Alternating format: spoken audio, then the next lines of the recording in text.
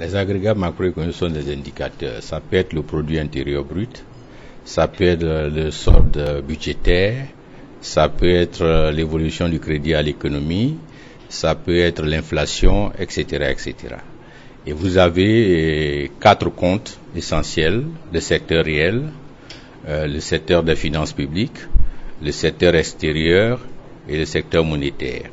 Quand vous avez le secteur réel, vous avez le PIB. Vous savez que dans la littérature, quand on compare les pays, quand on dit la Côte d'Ivoire est parmi le top 3 des économies les plus dynamiques, c'est à travers le PIB qui mesure la richesse nationale. Et à l'intérieur du PIB, tout le monde y concourt. Le producteur de café, de cacao, le producteur de bananes, même la dame qui vend au marché, qui a un étal, qui fait la loco, tout ça c'est estimé, c'est tout ça qui permet de trouver la richesse nationale. Tout le monde y concourt. Quand vous partez du côté des finances publiques, vous avez le solde budgétaire. Souvent on vous dit que la Côte d'Ivoire a un déficit budgétaire des temps. C'est-à-dire que vous avez les recettes d'une part, les dépenses de l'autre, et c'est l'un mis ensemble qu'on trouve le déficit, le gap qu'il y a. Quand vous partez du côté du secteur extérieur, souvent vous entendez parler de la balance des paiements. À l'intérieur se trouve le commerce extérieur, les échanges entre les pays, et c'est ce qu'on appréhende. Mais il y a un concept qui est très important dans la balance des paiements, c'est la balance des opérations courantes, qui, quand elle est positive, ça veut dire que c'est bon, vous faites entrer effectivement des devises, etc. À côté de ça, il y a la situation monétaire. La contrepartie, c'est les crédits à l'économie. Souvent, on dit que les banques ne font pas de crédit à l'économie. Quand on regarde les crédits à l'économie, il y a une dynamique qui se fait et on regarde la maturité des crédits et leur répartition sectorielle. Donc, c'est ces ensembles d'éléments-là qu'on regarde et qu'on appelle des agrégats macroéconomiques et qui concourent à mesurer l'état d'évolution de l'économie, la situation actuelle et la situation future. Macro, c'est au niveau global. Et micro, c'est au niveau d'une entreprise ou d'une entité comme vous-même. Voilà. Si vous avez une activité que vous la faites, c'est au niveau micro, c'est à votre niveau. Maintenant, quand on rassemble tout ce qui est micro, on devient maintenant macro, donc on est à un niveau supérieur. Alors, vous savez que chaque année, on évalue notre potentiel économique. On peut dire que le taux de croissance est détend, le déficit budgétaire est détend.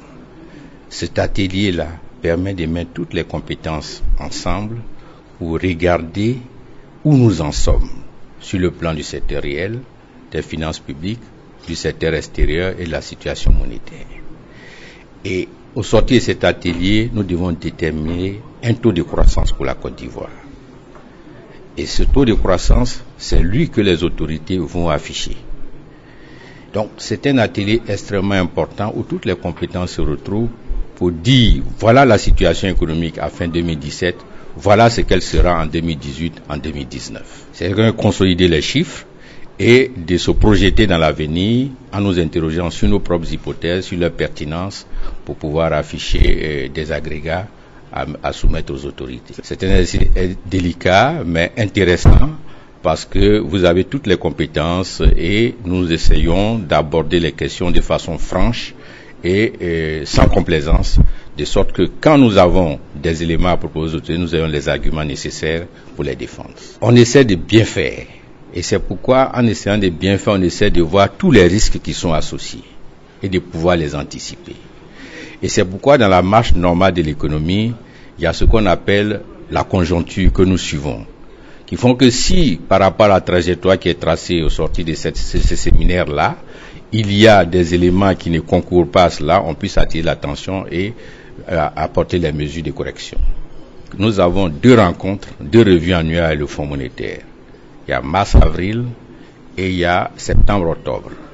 Et en prélude à ces rencontres, puisque quand ils viennent, nous essayons de discuter de ces éléments-là. Nous savons que nous sommes en programme avec le Fonds monétaire pour la période 2016-2019 et il y aura une revue bientôt. Et cette revue va porter sur l'ensemble des 4 comptes que nous aurons à examiner ici. Et nous aurons à discuter de ces éléments. Souvent, ils viennent avec leurs hypothèses. Nous avons les faits, nos hypothèses, nous les confrontons.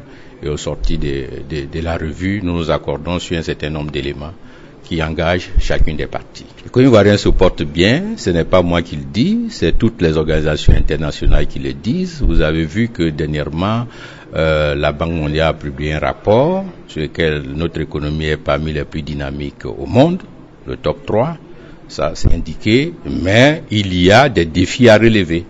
Et ces défis, il faut les relever pour que la croissance soit plus inclusive et chaque Ivoirien se sente mieux. Et je pense que c'est le pari du président de la République. Nous y travaillons.